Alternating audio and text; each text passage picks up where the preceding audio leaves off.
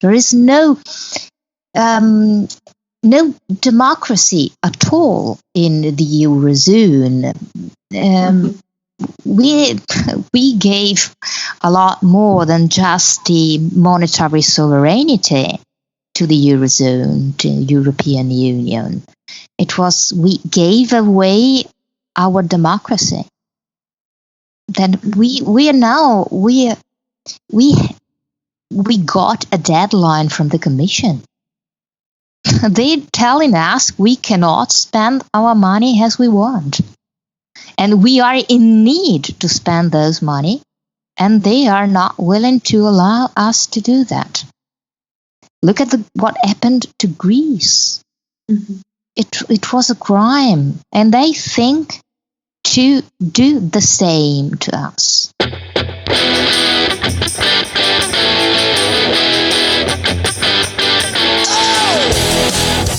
This is the MMT Podcast with Patricia Pino and Christian Riley. Hi, and welcome to the MMT Podcast. My name is Patricia Pino, and I'll be your lone host this week, as my colleague Christian Riley was not able to make it. This week, I'm very excited because I'm going to be speaking to Chiara Zoccarato, an MMT advocate and left-wing activist from Italy. I met Chiara at the MMT conference in New York earlier this year.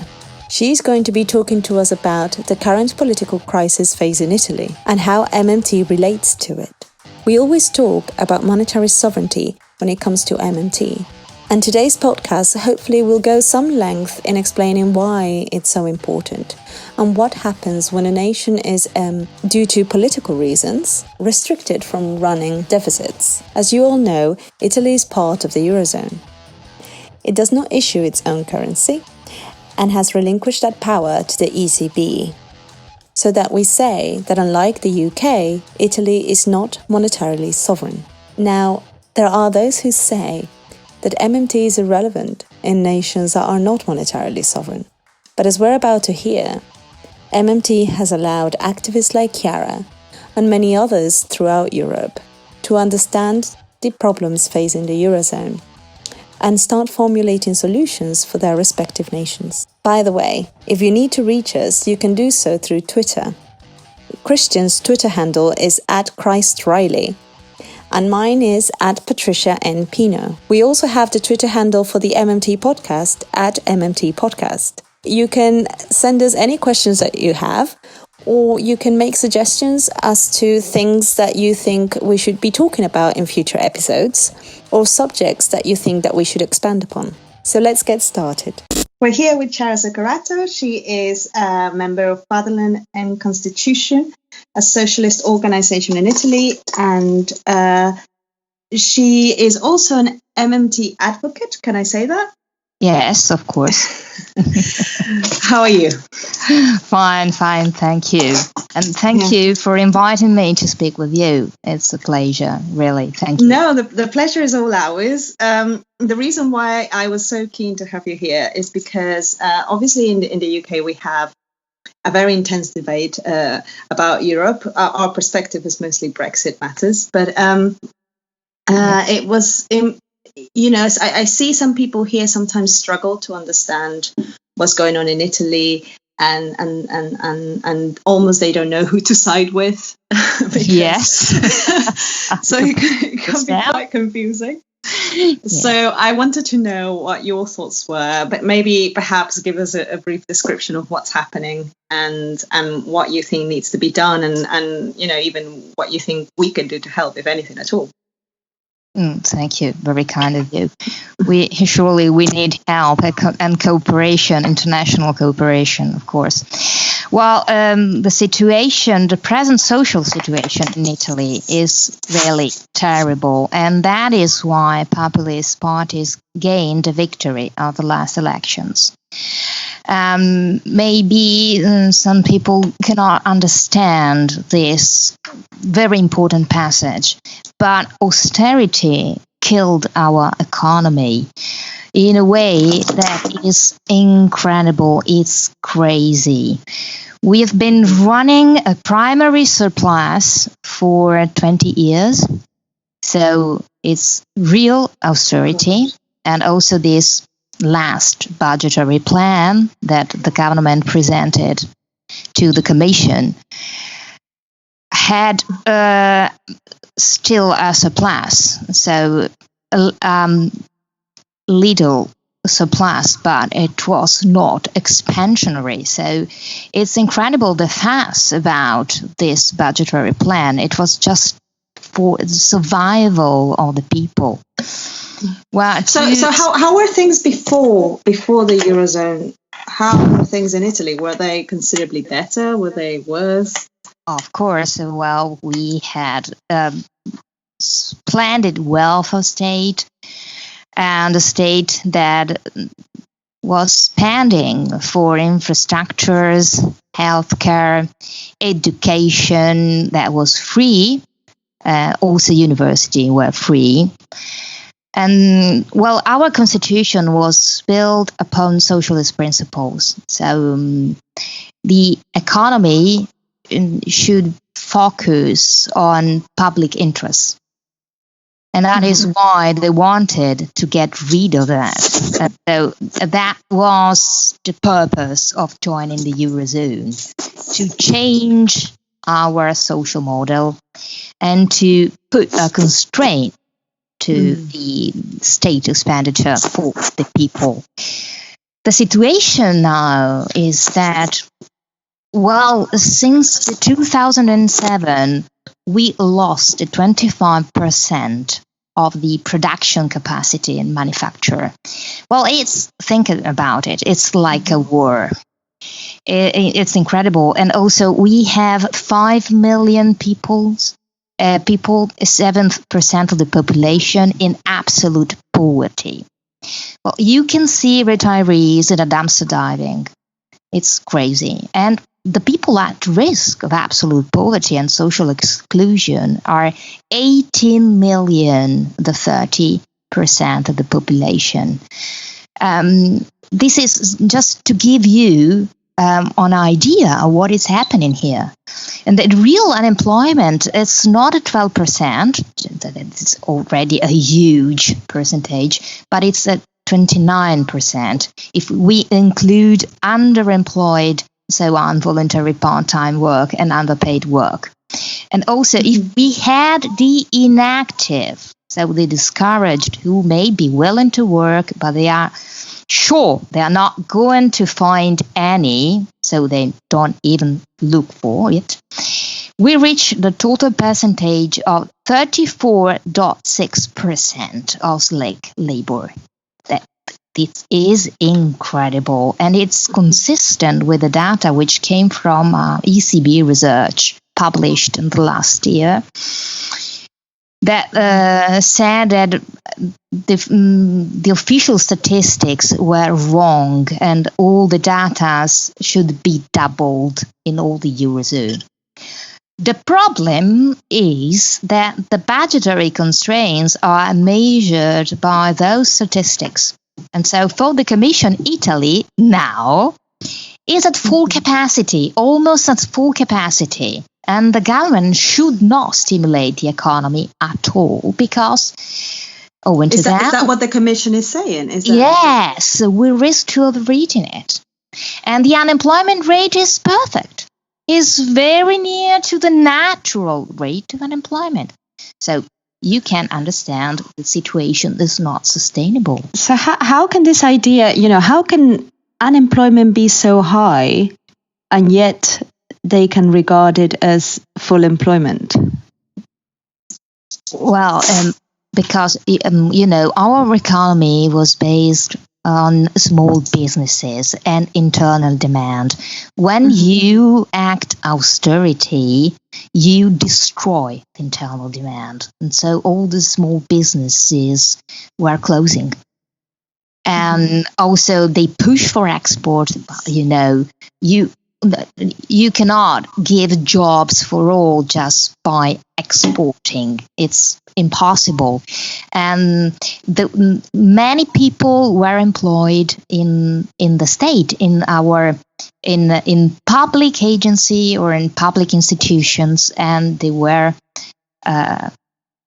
all those jobs were cut off because we had to dismantle the welfare state. We had to dismantle the public industries, the public agency, everything. It's because of this myth about that the private do it better, and it's wrong. So as we were, in a certain sense, we were a socialist democratic state, so this state had an important role. And all these unemployed now, they cannot find any work, especially in the south of the country, because there were no industries there, and there is no slightly possibility that are going to be built in a very short time. And so what to do? The present government, that is a central right government, I must say it, they thought that a good thing to do was, first of all, giving a basic income to the very, very poor.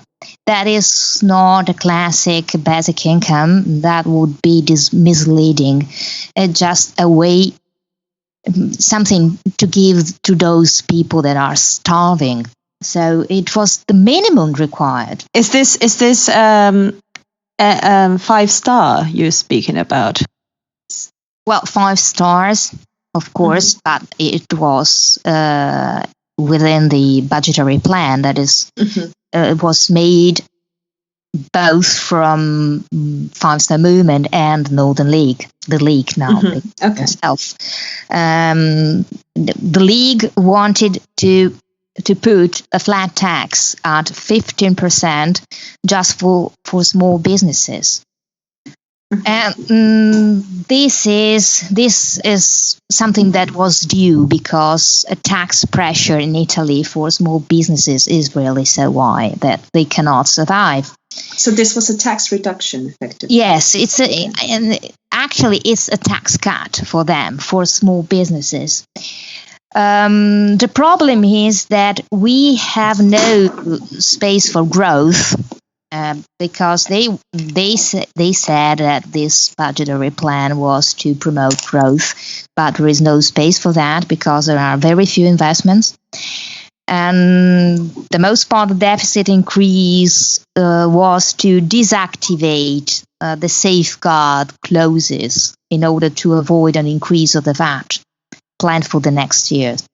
So in order to prevent it to going up from 22 to 25, that would be crazy. You know, the aggregate demands already crashed down. You cannot kill it. So just for people to remind them what we mean by aggregate demand, although I'm sure they know by now listening to the podcast, but basically you make goods more expensive so people can buy less, right? Yes, of course. It burdens on consumers' shoulders, you know. And so this plan is not expansionary, and I think they are right that it's not going to deliver any growth. But doing like the Commission asked to us, it would be lunacy, crazy. It's not possible. So the budget is not big enough. Is that what you're saying? No, yes, it's not big enough. We are talking about 30 billions for a country like Italy. No, it's very little. Very little. With how much unemployment? It was 30%. Am I right? Well, the slack labor is 34%. Yeah. So it's huge. Oh, and unemployment is 29. So it's very, very high. You have to invest for job creation because it's the main problem. So it's effectively like having sections of Italy's economy completely abandoned. Yes, there are. There are. And Italy will never recover in a short time from this disaster. So why does the Commission want to lower it? I don't know. They're crazy, you know. God. We should go and tell them. I told you, we have been running for 20 years primary surplus. We did everything the Commission told us to do. We did it. And now that we try just not to kill the economy, they're attacking us like crazy. Well, the latest, I was reading the latest news about the Commission rejected our plan. Yes, I read that today, actually. Yes. And the Prime Minister replied, no, we will not change it. We have no plan B. And I'm sure they will not withdraw that because they have the popular mandate to do exactly this, fighting against Brussels technocracy and against austerity. That was people asked them to do. So, with regards to what possible reasons maybe the Commission might have to reject it, is there any, real economic effect that they are scared of? I mean, they talk about the debt being too high, but is this a real concern? Because I know that the ECB has been known to, buy Italian bonds, buy Italian debt effectively at will. Is that something that is seen as a possibility? Well, the game of the spread is very dangerous for everyone. Well, our banks are not so indebted in crazy gamblers' game like the German banks.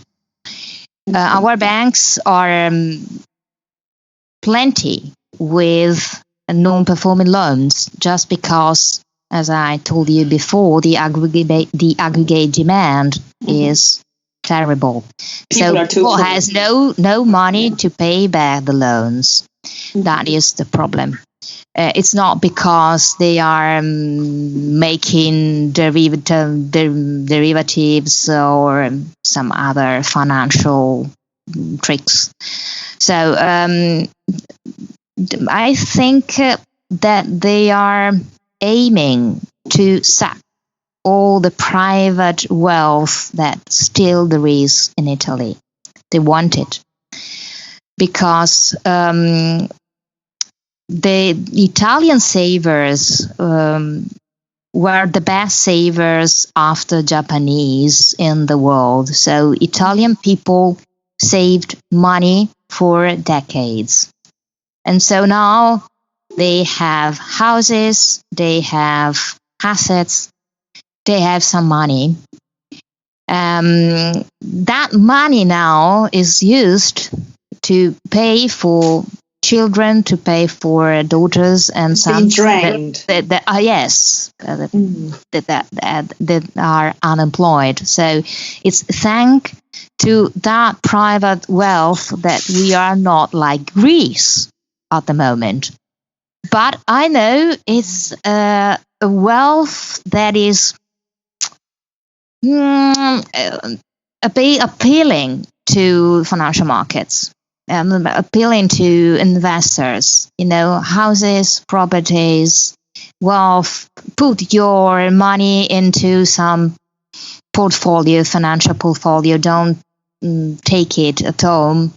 And so they are trying to change completely, definitely, our economic and social way of life. Because you personally believe that this is deliberate and that by making the Italian people poorer and giving up their assets, other people can come in and take them? Yes, of course. That's quite shocking. Yes, it is. They are like sharks, They smell the blood and they know there is a lot of meat to it, and they want it.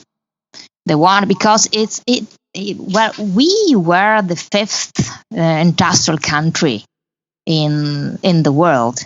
So look at us now. We are declining. We are sinking down, and it's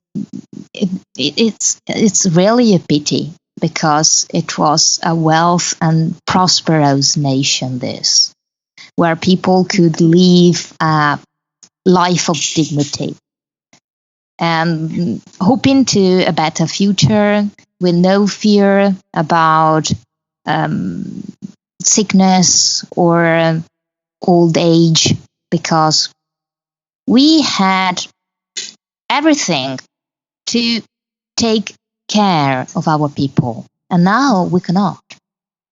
We are not. And this is basically, I mean, in my opinion, when I see what the Eurozone, because obviously in the UK we have our own central bank, and our own central bank takes orders from government effectively. Yes. And it has to act in our interest. It has its political kind of interest has to be aligned with our government in a way. But in the Eurozone countries, the political interests of the central bank that controls the currency are not necessarily, and effectively not always, aligned to those of the countries within the Eurozone. Well, they are not. Yeah, not at all. They are not. I don't know, because different targets. That, and we are always under threat by the ECB because their intervention on the market, on the bond market, is discretional. Well, Mario Draghi can decide who's bonds buying and who's not, and this is discretional. So that is it's politics, but it's a politics that we cannot control in any democratic way. There is no democracy at all in the Eurozone. We gave a lot more than just the monetary sovereignty to the Eurozone, to the European Union. We gave away our democracy. Then we got a deadline from the Commission. They're telling us we cannot spend our money as we want. And we are in need to spend those money, and they are not willing to allow us to do that. Look at what happened to Greece. Mm-hmm. It was a crime, and they think to do the same to us. To me, the most kind of bizarre aspect of all this is that, it's the first time I've listened to the explanation on what their motivations are in the way that you've explained it. And, it's quite shocking. But at the same time, I find it difficult to understand how they could possibly believe that this is a sustainable path for the Eurozone, if that's so. How can the Eurozone be sustained if countries continue to be impoverished? It's a contradiction.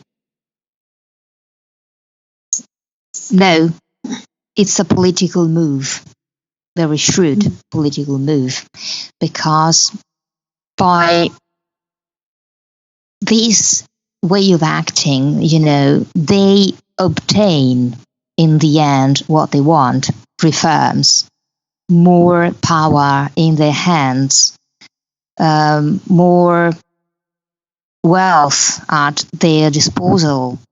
They can command over nations in a more strict way until they really risk to ruin everything, and then they have all instruments in their hand to change and save all things, like did Mario Draghi when he said whatever it takes. They know they have all the instruments to save the Eurozone whenever they want, but they will. Yes, they will do just when they have got what they want. Maybe, do you think that maybe now Five Star and Salvini from Lega, they would force the kind of the ECB and the Commission to say, okay, this is a moment when we actually have to concede? Do you think there's a chance that might happen? Well, we are going to face a very big crisis, because I'm sure that this government will stand for their position. It's not Syriza, it's not a left government, so they don't need to look like the good guys. They are known as the ugly and the bad, so they can stand on their position, and I think they will try to force the Commission to change their mind. Also because I don't think they want to exit the euro, actually. Five-Star Movement doesn't want to exit the euro. The League may be a little bit more, but they know they risk too much. It's not a government that want to break the Eurozone, really. So ultimately they will budge, you think? Yes, I think they will budge, and I think that it will be very difficult because both the Commission and both the government must keep their face clear towards the electorate, and because the Commission is facing the election in May next year. So I don't know how to say in English, they cannot lose their face. I don't know if it's something that sounds to you. Okay.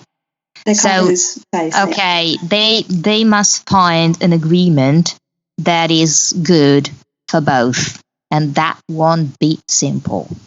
Now we are going to test how much you can bargain with the Commission. I think it's time for popcorn.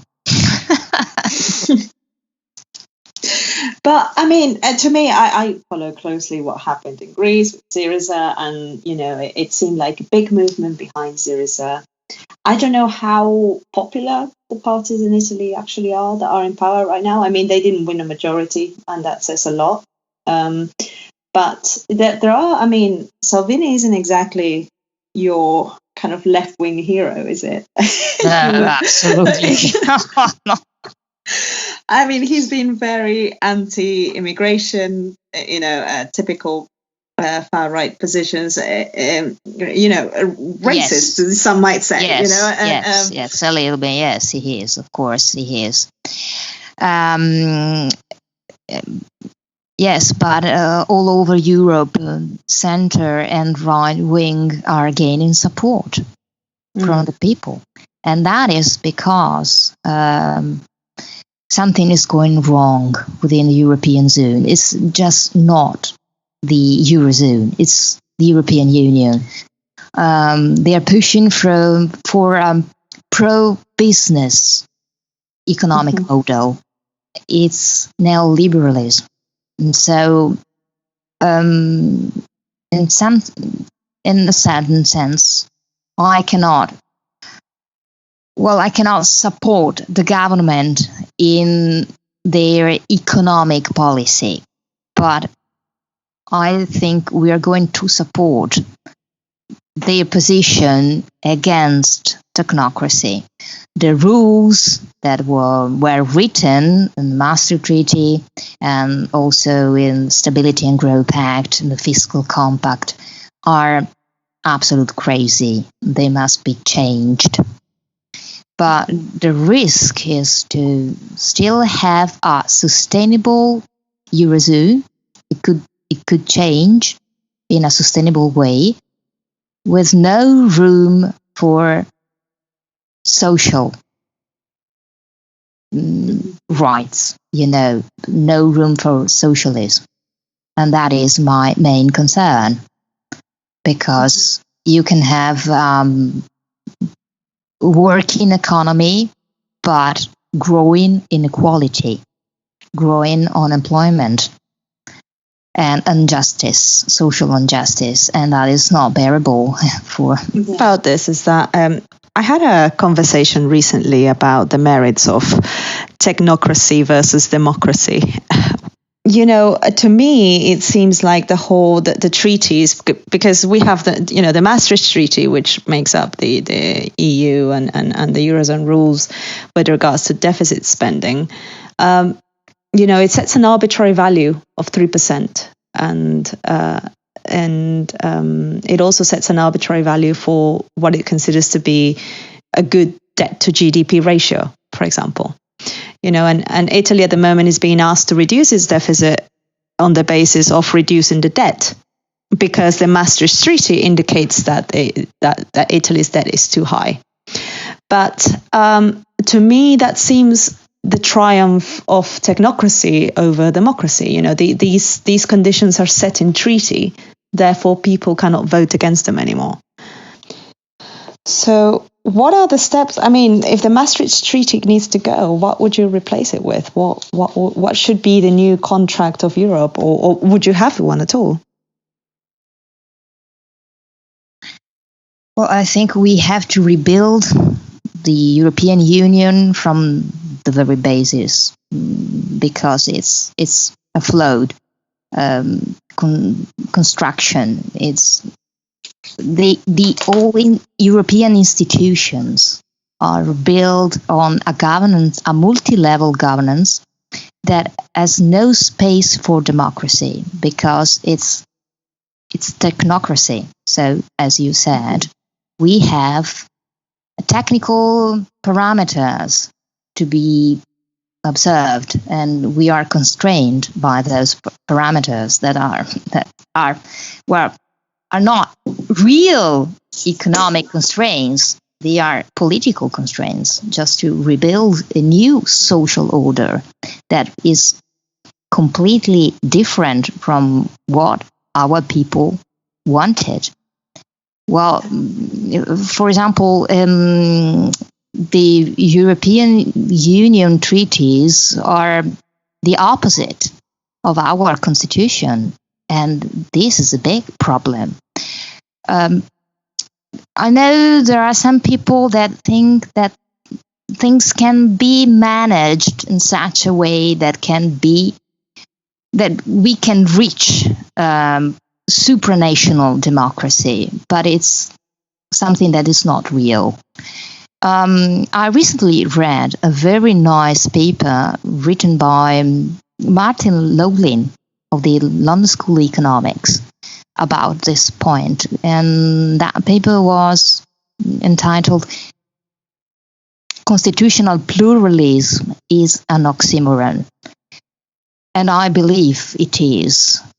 We have to understand that we need a constitution in Europe if we want to have democracy and an economy working for the people. Otherwise, it would be impossible. At the present moment, we have to regain some space of sovereignty in our own countries. And I know this is also a position of Danny Roderick, for example, that is said that you can have democratic and pro-labor globalization only if you empower the state, not if you dismantle it, because you have no accountancy, democratic accountancy in those institutions. I have no faith in supranationalism. I prefer internationalism. Also because I actually don't think we are going to have a European constitution. We need to have an assembly, a constitutional assembly among all the nations, agreeing upon a shared chart of rights. And it's not thinkable. We can do it now. Well, I think the whole thing is a mess.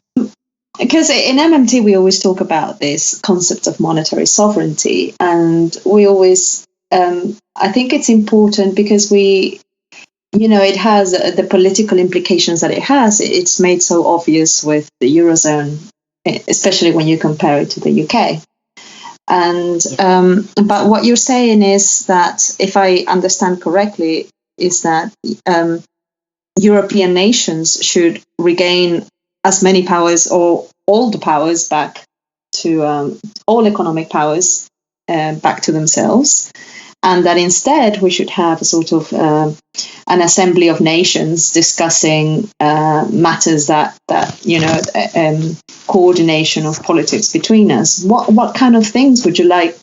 This kind of internationalism. What do you see Europe doing together? So I think we can reach a sort of coordination among some nations in Europe, but it depends also from the domestic politics. Well, we should empower pro-labor parties in order to push this kind of issues and social principles to this coordination. But it's I think I'm talking about a dream. We have to work a lot on that, because left parties are losing consent all over Europe, and I must say that most of the left parties in Europe are divided, are splitted in two main parts. There is one is the liberal left, that is pro-business, not pro-labor. And the other one is made up of cosmopolitan people that are pro-no borders narrative, people who likes a lot supranational institutions.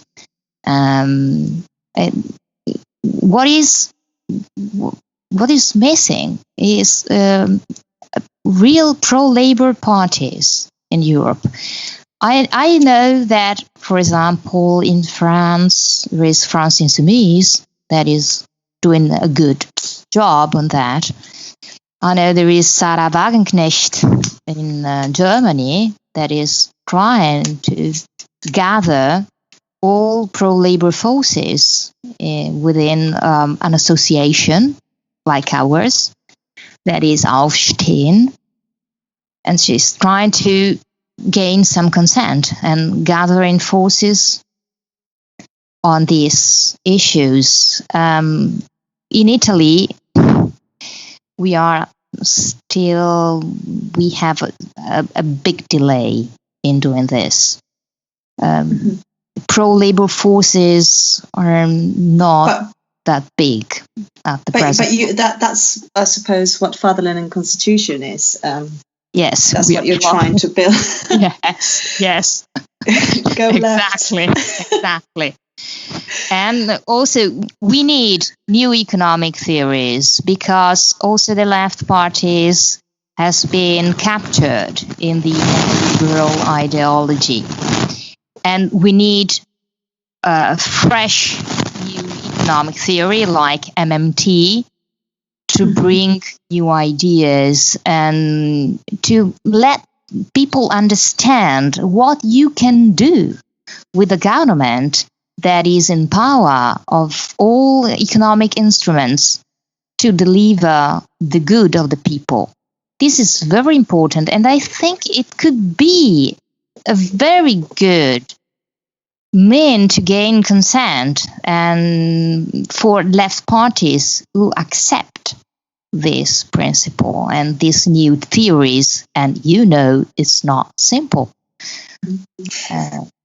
Italy needs a job guarantee, it seems to me.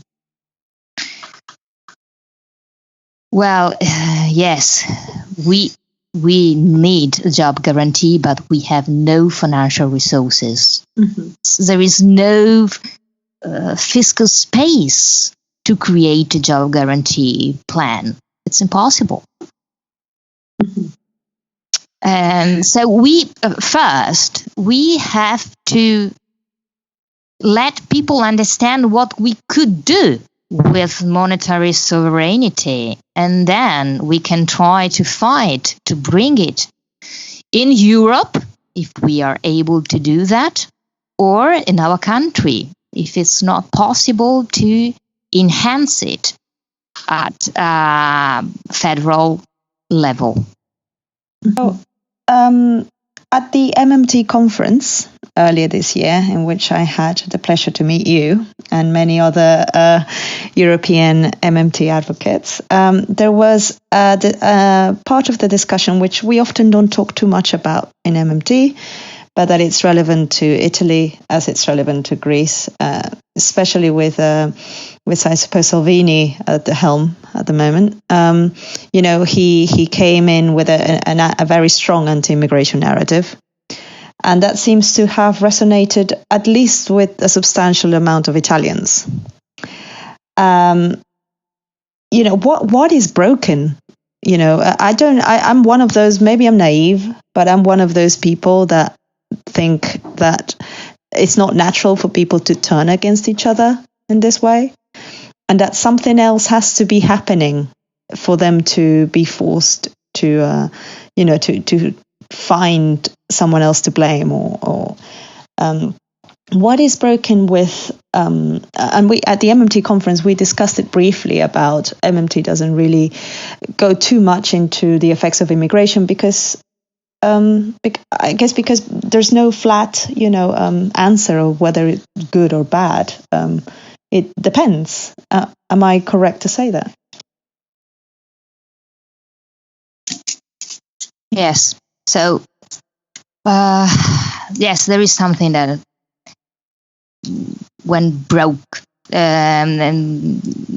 broke among people, and that is that neoliberal ideology won, because now people reason exactly like this ideology wanted them to think.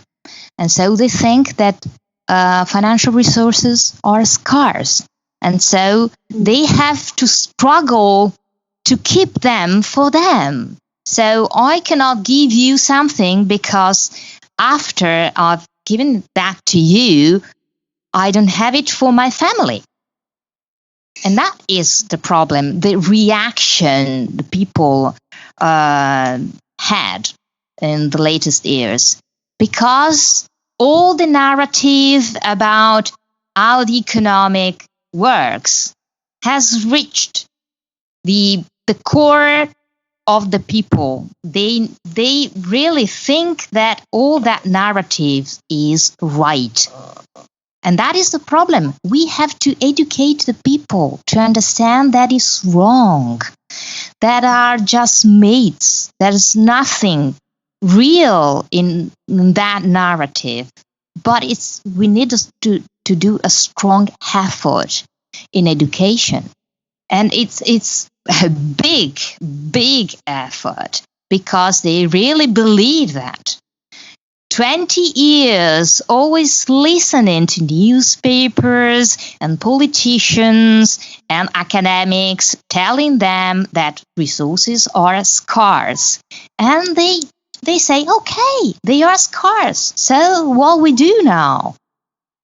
I have to keep them for me. I have to keep them for my family. The motto of Salvini is first the Italians. Oh. And so, because they don't know how it works, really, the economy works. And it's not just, the problem is not just educating the people. That is already a very big problem. Also, we have to educate the politicians, because they also reason in that way. And also, there is the inner struggles between academics. There is the mainstream that is the mainstream. So they have big places in the universities, and they teach the mainstream economy. And so it's, my God, it's like living in barbarian times. And the most difficult I face is explaining to people that no, what they read is wrong. And it's very difficult. It's very difficult. I also have sometimes to quarrel with my fellow of the party because they don't actually understand what I'm saying to them.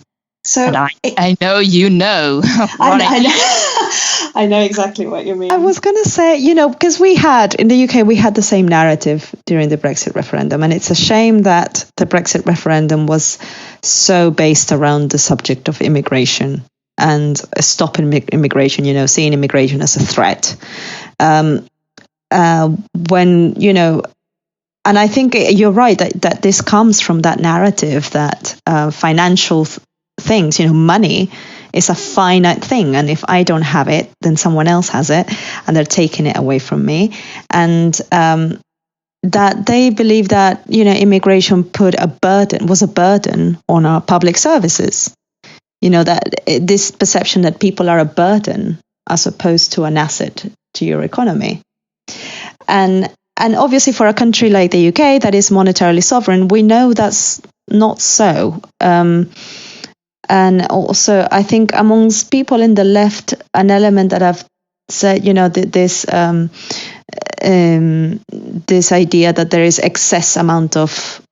excess labor, and therefore we need to get rid of some people from outside so that the people that remain can get the jobs. As if the number of jobs in the economy was something that was set by market forces and outside of government control. And to me, that sounds an awful lot like the neoliberal narrative that the market sets the employment rate, as opposed to the MMT narrative, which is that the government sets the employment rate. And we know that's a silly thing to believe in the UK, but in Italy, it seems to me like that reality has been forced upon Italy. Yes, but also the problem is that is a reality, because when you have so many unemployed and people go on coming into your country and you cannot give them a job. The problem is integration. It's not just to take them. We have to integrate them within our economy, and we have no jobs, not for them, not for Italians. It's going to be a big problem, and it is. Well, I'm not saying they're competing with all Italians in all sectors. But we face a problem because these people arriving in Italy deserve a better treatment than what we are giving them, because they don't have a house, they don't have a future, they don't have a job. So what are coming to do here? It's a waste. It's a waste of human lives, and it's brutal to say that. But we are facing also the waste of our people, and so it's not sustainable. No, we have to find something also to have the resources to keep these people in Italy, and also to avoid immigration, because I want to say something. In the last years, since 2013, 5 million of Italians went away. It's a huge amount of people that immigrate from Italy because there was no work for them here, and we are losing educated people, and it was a cost for our system, but they are going to UK, doctors, professors, and other people, or they are going to I know United a few States. Italian engineers where I'm at. Yeah. Australia, South America, we are losing them. They are all young people. So we have to understand that we can welcome people here, but we need to integrate them. We need to have fiscal policy to manage all these people coming here. We have to educate them. We have to teach them the language. Integrate them economically, you mean, into the workings of Italy. They need a house, they need a job, they need to go out to the cinema, to do all the things that Italians do. And now they are kept for 2 years within some, concentration camps, I must say that. Doing nothing, poor people, you know what does it mean for a human being not doing anything at all during the day, all the day. It's horrible. And then they are let free to go where they want, but to do what? Where they can do, where they can go. And so we can see people in the streets gathering together doing nothing, and it's not a good thing, and we have to do something for that. Especially, I imagine not all of them are too fluent in Italian, so it might be even harder for them to get a job than it might be for Italians. They are just exploited in agriculture and, some kind of works that nobody wants to do, or they are exploited. I mean, do you think Italy needs to leave the Eurozone? Well, I think that first we have to fix some social rights that were dismantled. We have to fix labor rights first, and then we can think to do something about the euro. But first, we have to fix labor. Otherwise, there will be an exit without anything for people. Just for business again. So I'm against a right exit from the euro. I'm against. Okay, so I take that to mean you don't want Salvini to take you out of the euro. Yes.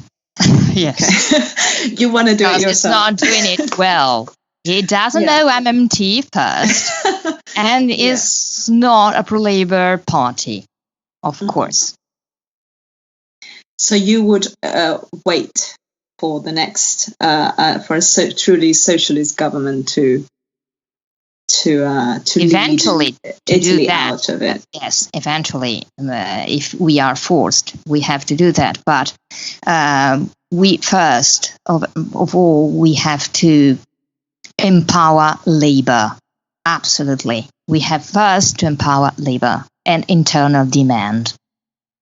This is our first because part. I've seen some initiatives for trying to push a Europe-wide job guarantee. Is that the answer at this point?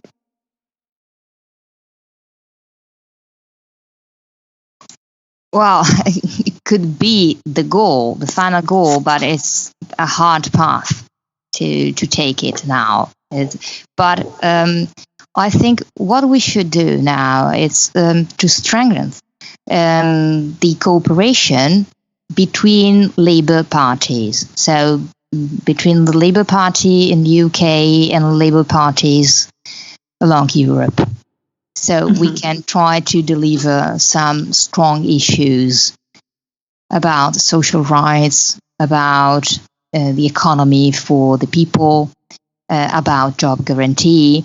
But I think we should all together bring some similar issues. So to be recognizable by the people as labor parties. So you have a labor party in UK, Yes. and it's marvelous. I'm a supporter of You're a bit jealous. I like him a lot indeed. And we have to strengthen to make them stronger, these relationships among labor parties, and to coordinate among us, as it was the Internazionale, the socialist international, so internationalism. It worked in the past. It worked, and I'm sure it could work now. Mm-hmm. Has the Labour Party here done spoken to any Italian left-wing parties at all? Because Jeremy Corbyn has done a few speeches, I believe, in which he spoke about a socialist Europe, and he spoke about the need to reject austerity in Europe. But I don't know if really the effort has gone any beyond that yet. Well, we have to try. Yeah. So it's helping educate people in MMT on how the Eurozone works and what the because I think that helps, right? Because once you explain to people what MMT is, once you explain to people the basics on the economy, and I had a talk yesterday with Labour Party members, and it was fantastic because as soon as I explained to them just the basics, without even needing to go into too much detail, they immediately understood what was going on in the Eurozone. Wow. And you could see kind of, the cogs turning and things started making sense. And that made me very happy because suddenly, they can't be fooled anymore, by what politicians say. They understand now. They understand what happens and what the issues are. And do you think we're in the right path, but by starting with that? Yes, but I've been doing that for years here in Italy. Yes, because when I worked in the MMT association, MMT Italy, we had a lot of public debates with very common people to explain them the basics of economics and of MMT. And they actually realized what we are talking about. And it's very, very important. Otherwise, they will not understand the policies you're going to deliver, you're going to foster. They say, no, that is crazy. You cannot do that. So you have to explain them. Also, pushing those ideas within your party. I'm facing actually a lot of difficulties because left parties in Europe are really captured by the neoliberal narrative in the sense that it's incredible to think about, but it's reality. They reject some basics about the economy. But for example? Well, they can accept post-Keynesian's narrative, but is still afraid about globalization, about the financial market. Trade balance. Okay. That is the worst point. They never want to touch it. And so they are obsessed by trade balance. And it's difficult to say them, okay, but we can have a good economy in open economy with globalization if we focus on employment. The state can give jobs to all the people that can lose their jobs because of globalization. Mm-hmm. But they cannot get it. They prefer to think about devaluation of the currency. They prefer thinking about, we have to empower the domestic businesses, domestic industries. And so they are missing a very important point. And also, they cannot see that it could be much more simple than they think. You said that because the Labour Party here, one of the big concerns is a currency run. Effectively, they're concerned about the exchange rate, and it's such a big fear. And I kind of get it. I mean, yes, I understand people being nervous about it, but what I don't understand is how can you be nervous about it to the extent that you actually prefer people to go unemployed?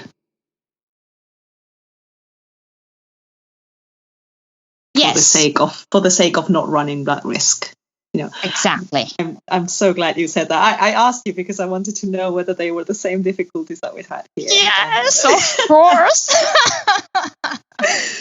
Okay, so maybe as the MMT community should put more effort into tackling those specific fears if they are so widespread. Next MMT podcast, exchange rates. Yes. So much for joining us. I think British people are going to be all the more informed about what's going on there for you coming here, and it's just, certainly been very, very educational for myself as well. Thank you to you.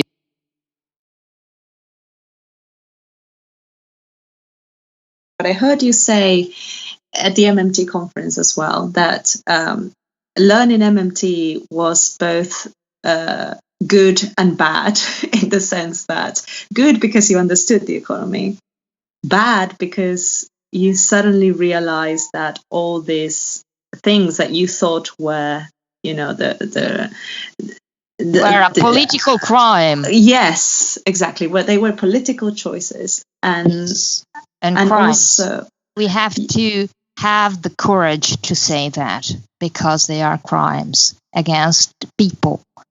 Deliberate. A lot. Deliberate, yes. Just because of some technical parameters, so many people took their lives and committed suicides in Italy. And I told you, we lost the 25% of our production capacity. We passed a war. It's like a war, and I realized that my country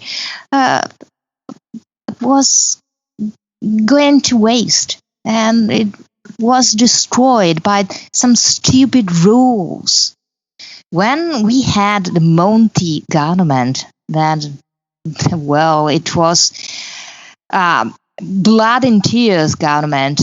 We told the people that it was going to ruin our economy, and the people would have suffered a lot, too much. It was not sustainable.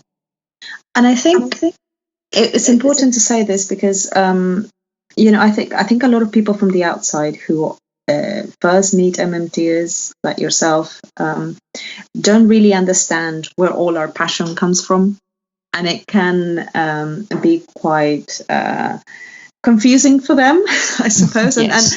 And sometimes it's misunderstood, I think, because sometimes what they think is that, we just want to score points, or we just want to prove ourselves right, MMTers hate being right, because being right means that all this unemployment and poverty is going to happen. And we hate being proven right. And it's the frustration, at not being able to do anything about it, which I think drives a lot of MMTers. You see, some academics, some policymakers, they cannot feel the pain.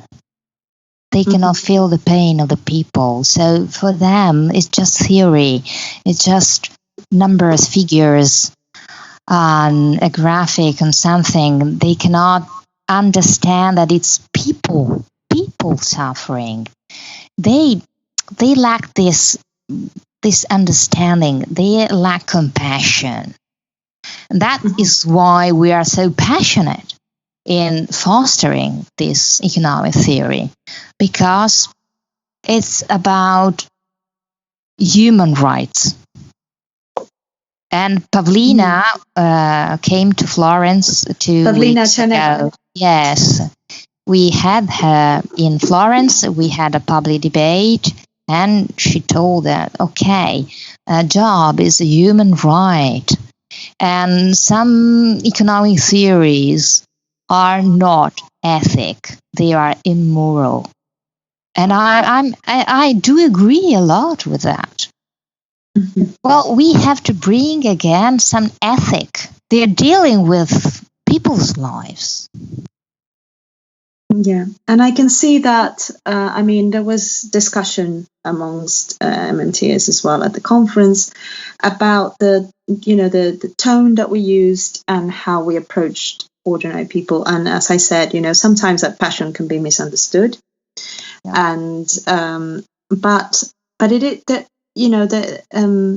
I am sympathetic to them in the sense that many of us, and even some MMTs, have experienced the hardship of unemployment specifically. But I don't like telling MMTs to calm down because of that reason. Because I know the real effects that you see in Italy, and you seeing it all around you must be 10 times what I feel here from seeing the homelessness and unemployment in the UK as a result of our austerity policies.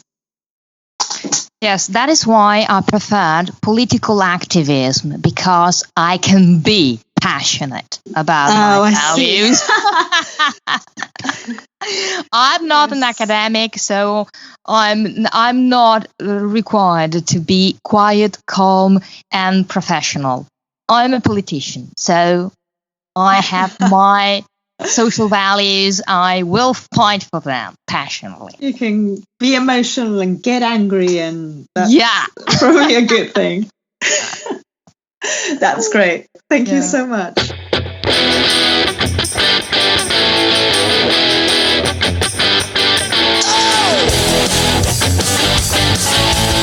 That was the MMT podcast with Patricia Pino and Christian Riley. You can get in touch with us on Twitter at MMT Podcast, or I'm at Christ Riley, spelled ChristReilly.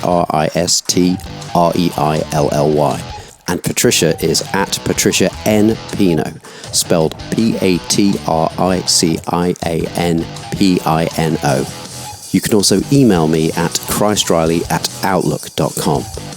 Thanks for listening, and we hope to hear from you.